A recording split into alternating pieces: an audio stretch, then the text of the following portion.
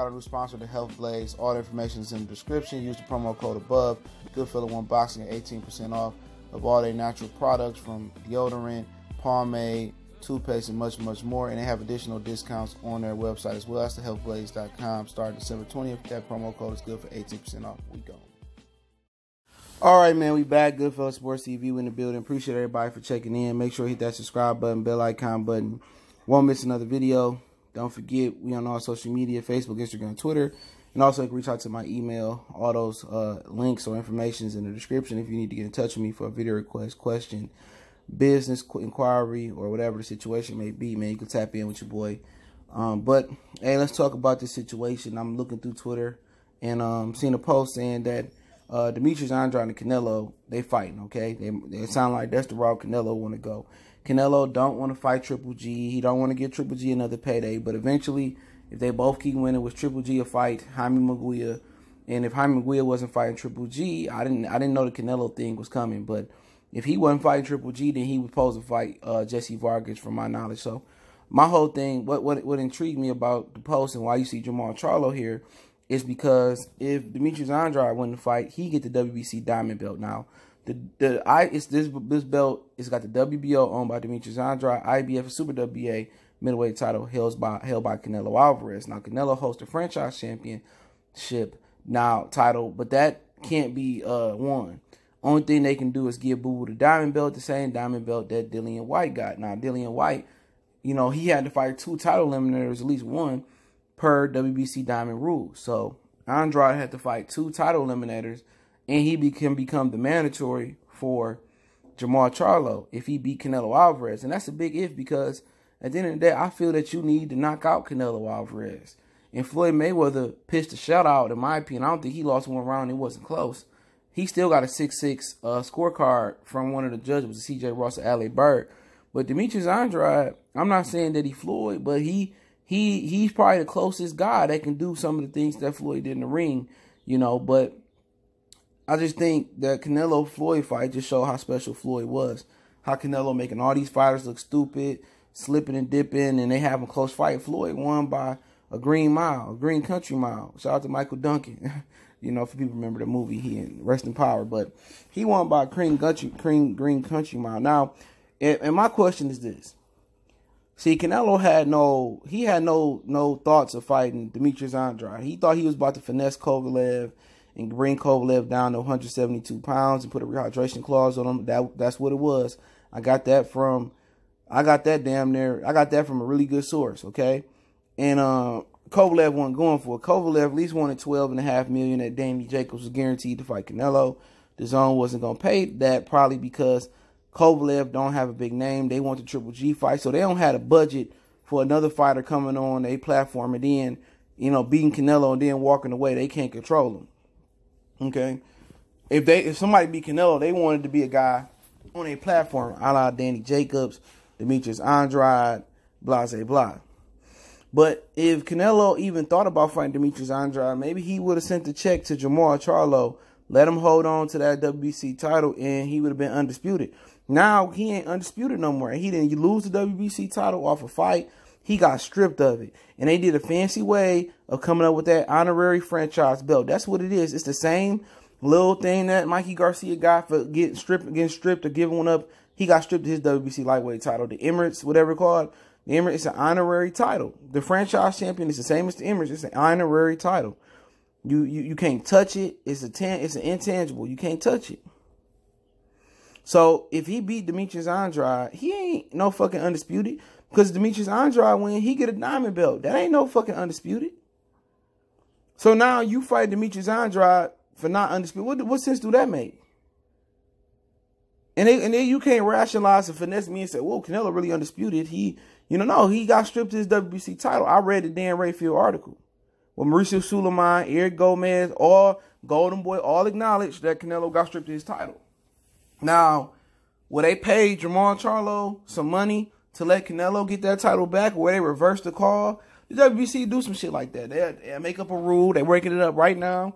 They put it in their rule book saying that, oh, Jermall, well, Canelo is still the WBC title. It's a technicality in the rule book. Watch, man, it's going to be some shit where Jermall Charlo can strip this title.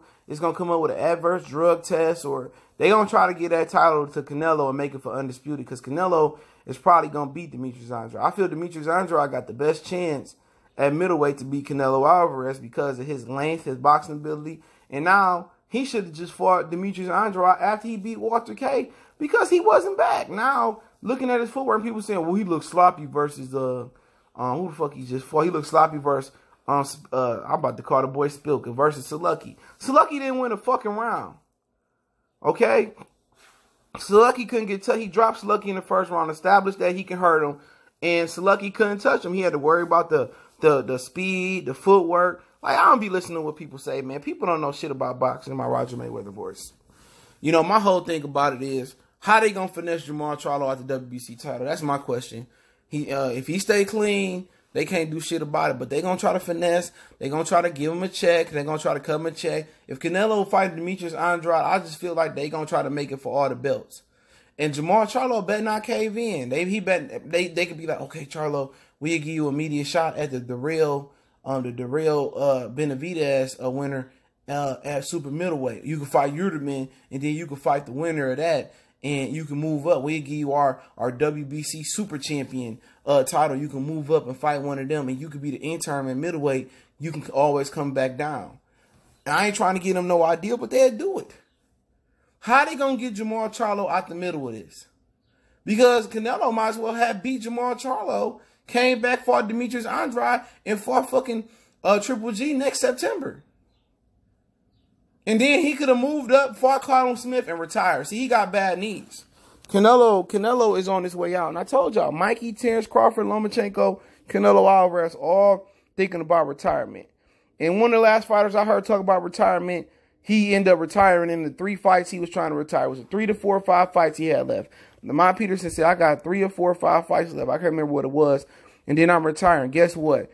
He beat Alvarez and dropped his regular title to step up and fight Errol Spence, and he got retired by Sergey Lipiev. See, when you start thinking about retirement, may it be injury, may it be I reached my goal, may it be I got another career after boxing, I invested my money. Retirement gonna come. You know? 9 times out of 10, you speak it into existence, it's gonna exist. We talked about that last night on the live stream, but how they gonna finesse Charlo out this WBC belt? Oh, you know, Charlo, against our WBC rules, your hair can't be bigger, it can't be yellow. You know, you can't, you know, we stripping Charlo because he got too many tattoos. The WBC say you only should have 5 tattoos. He got 22. We stripping him because of that. Oh man, you know, we found Jermall Charlo. We found a little adverse test. You know, they gonna try to find something on Charlo. Charlo gotta be perfect, Jermall. He gotta be perfect. They're going to try to offer him stuff. They're going to try to offer him money. They're going to try to sell this fight as Undisputed. But it's up to him to come out and say, I'm the real WBC champion. He got stripped. How is this for Undisputed and he got stripped? He got to come out there and speak his mind and let people know that he's the real champion and Canelo ducked him. So Canelo made it harder on himself by not going to fight Demetrius Andrade from the beginning. When he beat Danny Jacobs, he should have been thinking Undisputed. If he thought Undisputed, they could have paid Charlo to sit there. He could have got the belts, dropped them all, moved up, and challenged Billy Joe. He could have challenged Billy Joe Saunders because they would have granted him super champion, super WBO champion. He'd have been a mandatory for Billy Joe Saunders. You know? But at the end of the day, this wasn't part of the plan. Canelo never really wanted to be Undisputed and still won't be Undisputed unless he go fight Jermall Charlo. But they sit there and tell Jermall, hey, Jermall, you know, you ain't going to never get none of them fights. No way. Even if you sign to the zone, you will never get none of them fights. Just give up the title. We'll make you the mandatory at 168. But Jermall Charlo can get a title fight at 168 regardless because he was Al Heyman. Al Heyman controlled the WBC at super middleweight 168. He controlled the IBF at super middleweight with Plant and with Benavidez. And at the end of the day, I found it funny, and I wanted to do a video on this. I'm glad I gave myself enough time. Why didn't Demetrius Andrade and Jermall Charlo call themselves out? I didn't really see neither one of them call each other out. You know, before the fight, after this last fight, Demetrius Andrade said, or in between, somewhere in between that last fight in January and now, he said he wanted to fight Charlo. I think he was at the Clarissa Shields fight. He said, I want to fight Jermall Charlo. I want to fight Jermall Charlo. And Jermall Charlo said, if I can't get Canelo and I can't get Demetrius Andrade, or Triple G, then I'm going to move up. But that changed when he got the WBC title. So why ain't Demetrius Andrade and Jermall Charlo end up in the negotiations? Because had they been into negotiations and then Canelo couldn't get Kovalev, and now he ain't fighting Jaime Munguia for whatever reason that is, I can't tell you who pulled out or who stopped that. That ain't happening. Then Demetrius Andrade say, man, I'm going to fight Charlo already. And if you don't want me to fight Charlo, y'all offer me $12.5. I want $17 million to fight Canelo. If not, I'm not fighting him. I want to fight Charlo then. See, it could have worked in Demetrius Andrade's favor. And then they said, oh, that's just too much money. Like, Jermall, how much money would it take for you to come over to the zone to fight Canelo? And Jermall be like, what Andrade want? He wants 17.5. Oh, I'll take 16 to fight him. See, they could have ran a game on Canelo in the zone.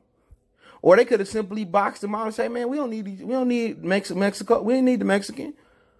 The brothers gonna step up and support our fight. All the brothers from the East Coast gonna support Andrade. All the brothers from Texas and from the South and everywhere else is gonna support Jermall Charlo and Demetrius Andrade. But you know what? Boxing has conditioned, and let me close it out here. Boxing has conditioned the boxers, and they've conditioned the rest of the boxing universe that black fans don't matter. They've conditioned it that. Even black fans think like that. And me too sometimes be like, man, that ain't a big enough fight. Ain't no mega fight. That ain't no super fight. They've conditioned us to believe we don't matter. By having fights in Texas where a large Latino population. By having fights in Southern California, a large Latino population. They got Latinos out there in New York too. Why they don't hit Indianapolis no more? Why they don't hit Detroit no more? Why they stop doing so many fights in Philly? Why they don't do fights in the Midwest no more? Why they was reluctant to let Crawford fight Gamboa in Nebraska in the first place? You know what I'm saying? Why they don't go down to South Florida where people love that destination or whatever, or try to crack that market or something like that? Because, you know, Miami always got something going on. I understand that from a certain extent. Why they don't go to the Bay, to North Cali? You know what I'm saying? Why they don't hit try to break ground in Atlanta? Why they don't try to break more bread in D.C.? Why they don't try to go back to Memphis after Tyson and Jay-Z did a fight/concert there, you know, at the end of Tyson, I think it was Tyson's last fight. Why they don't try to go into black cities and establish boxing there? Open up an Al Heyman boxing club or Floyd Mayweather boxing club. You know, give out some amateur shows. Start some smaller FS1 shows there and then manifest it to big fights. Because in the South, when it ain't football season, ain't too much shit going on. It's great weather.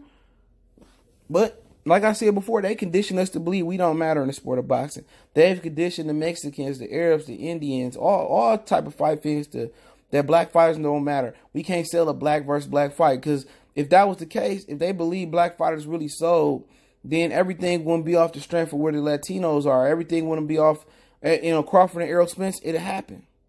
Boo Boo and Jermall Charlo, it would have happened. They both chasing Canelo. Like, we kings, man.